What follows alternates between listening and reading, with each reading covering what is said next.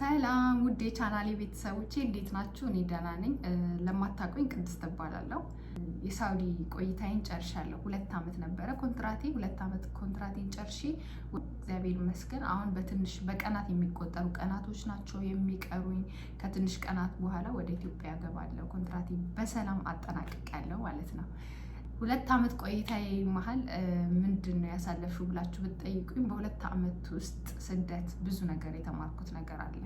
ብዙ ነገር እኔ በእርግጥ እዚህ ስደት ሳልመጣ በፊት ስለ ስደት ሀገሬ ውስጥ ሆኜ እረዳ ነበረ። ምክንያቱም የስራ ዓለሞችን ስለማውቅ የተለያዩ ስራዎችን ስለሰራው ከተለያዩ ሰዎች ጋር ኮሚኒኬት ስለማድረግ የስራው ባህሪ ስላለኝ እዚህ ስደት ላይ ሰዎች ምን እንደሚያሳልፉ ጓደኞችም ስለነበሩ አናግራቸው ስለነበረ ስደት ስመጣ አዲስ አልሆንኩም። ምንም የቸገረኝ ነገር አልነበረም። ቀጥታ መጥቼ ለስራውም አዲስ አልሆንኩም፣ ለቋንቋውም አዲስ አልሆንኩም። ወዲያውኑ የተላመድኩት አልተቸገርኩም ማለት ነው።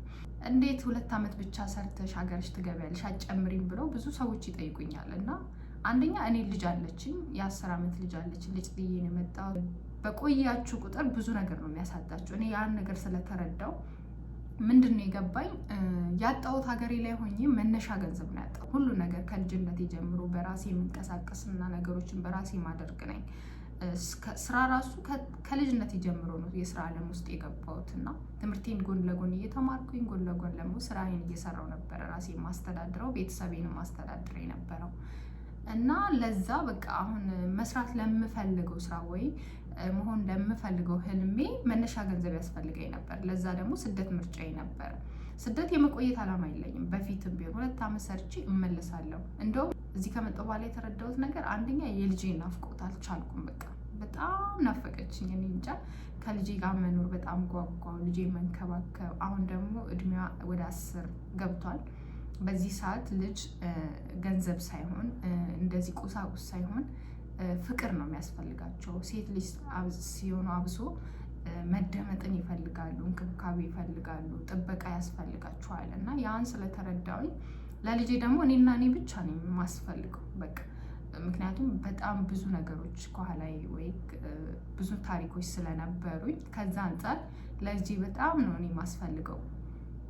ለዛ በቃ ሀገር ለመግባት ወሰንኩኝ እላችኋለሁ። ብዙዎች ግን ብዙ ዓመት ነው የሚሰሩት እዚህ። ምንድን ነው እነሱ ላይ እኔ ብዙ ሰዎች ቲክታክ ላይ ራሱ ላይቭ ላይ ስገባ ብዙ እህቶችን ለማማከር እሞክራለሁ። በቆያችሁት መጠን ምንድን ነው ያገኛችሁት ብዬ ከነሱ ለመማር የሞከርኩት ነገር ብዙ ነገር ነበረ። ግን ምንም በቆየ ምንም አይደለም። በቆየ ሳይሆን ነገሮችን ነቃ ብሎ ያለችን እኔም እኮ ወይ ወጪ ሳይኖርብኝ ምናምን አይደለም እኮ ልጄን አስተምራታለሁ፣ ቤተሰቤን አስተዳድራለሁ። ብዙ ወጪ አለብኝ በነገራችን ላይ የምሬ ነው የምላችሁ። ግን ከዛ አብቃቅቼ በቃ ትንሽዬም ብትሆን ሀገሬ ከትንሽ ተነስቼ ስራ መስራት ስለምፈልግ ነው። የተለያዩ እድሎችን በተለያዩ መንገድ መሞከር እና የተሻለ ሀገር እግዚአብሔር እስኪሰጥ ድረስ ከዛ ባለፈ ሰው ቤት የምቆየት እቅድ የለኝም። ወደፊትም ቢሆን በእውነቴን ነው የምላችሁ ሄጄ እንደ ማንኛውም ኢትዮጵያዊ እንደሚኖረው ኢትዮጵያ ውስጥ ሄጄ መኖር ፈልጋለሁ። ህዝቡ እየኖረ ነው። አሁን እኔ ብዙ ሰዎች ስልክ ሳወራቸው አረ ይሄ ትንሽ ብር ነው ምናምን፣ አሁን እኮ በሚሊዮኖች ካልሆኑ ኢትዮጵያ ውስጥ ስራ አይሰራም፣ እንደዚህ ካልሆነ እንደዚህ አይሆንም፣ በጣም ለማስፈራራት ይሞክራሉ። ኑሮ ውድነቱ፣ አዎ ኑሮ ውድነቱ የትም ሀገር አለ፣ እዚህ ብቻ አይደለም፣ ኢትዮጵያ ውስጥ ብቻ አይደለም። ብዙ ቦታ ኑሮ ውድነት አለ። ግን እኔ ለኑሮ ውድነቱ ብዬ አልፈራም። በእውነቴን ነው የምላችሁ። ሀገሬ ገብቼ ባለች ነገር እየተቸገርኩኝም ቢሆን የተሻለ ነገር እስኪመጣ ድረስ ታግሼ ልጄን ይዤ ራሴን እየተንከባከብኩ ራሴን በተለያዩ ትምህርቶችን እያሰለጠንኩኝ እንትን ነው እንጂ መቆየት ነው እንጂ እዚህ ሰው ቤት እድሜን ማቃጠል አልፈልግም። እውነቴን ነው የምላችሁ። ሰው ቤት እድሜን ማቃጠል አልፈልግም። ምክንያቱም 4-5 ዓመት ሰርቼ ብር ላገኝ እችላለሁ። ልጄን ግን መልሼ አላገኛትም። ገባችሁ? ልጄን መልሼ አላገኛትም።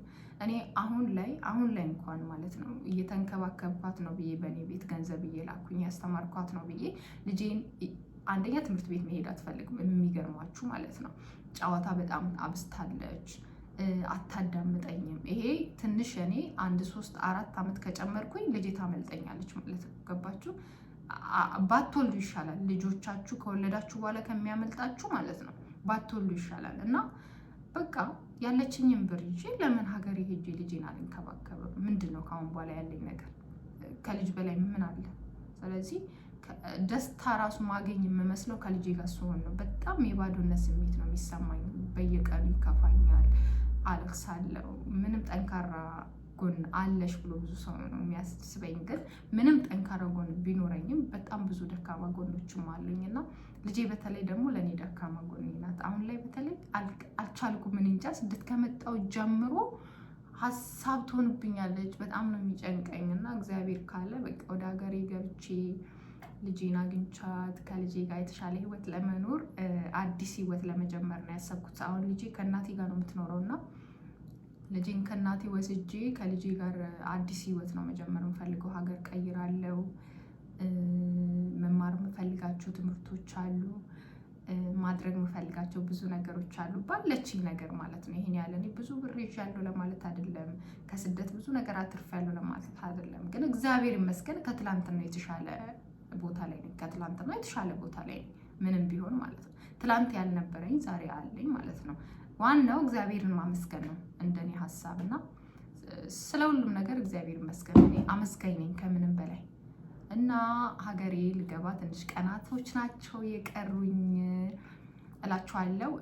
ከቀናት በኋላ ወደ ኢትዮጵያ እገባለሁ። ኢትዮጵያ ስገባ ደግሞ ከዚህ ሻንጣይን ሳስተካክል ሳውዲ ኤርፖርት ስገባ ወደ ቦሌ ደግሞ አዲስ አበባ ስደርስ ያለው ነገር የልጄን አቀባበል ሁሉ ነገር ቀጣይ ቪዲዮ ላይ ስለማሳያችሁ ዩቲዩቤን ሰብስክራይብ አድርጉ። ምክንያቱም ቀጣይ ቪዲዮ እንዲደርሳችሁ ማለት ነው እና በዚህ መልኩ ለእናንተ አቀርብላችኋለሁ ማለት ነው እና ስለተከታተላችሁኝ አመሰግናለሁ። ወዳችኋለሁ። ባይ